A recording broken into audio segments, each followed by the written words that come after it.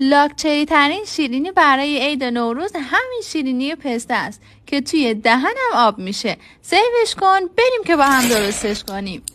احتیاج داریم به پودر پسته تقریبا نصف لیوان. حالا کره یا روغن قنادی رو به همراه پودر شکر، اسانس یا پودر هل انقدری بزنید تا خامه‌ای بشه. سپس بیکینگ پودر، آرد و پودر پسته رو اضافه کنید تا حدی آرد بزنید که خمیر به دست تمیز نچسبه.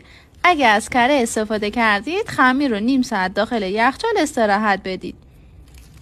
خمیر رو بین 2 نایلون پهن کنید، کاتر بزنید. حتما کاترتون رو آغشته به آرد کنید تا به خمیر نچسبه.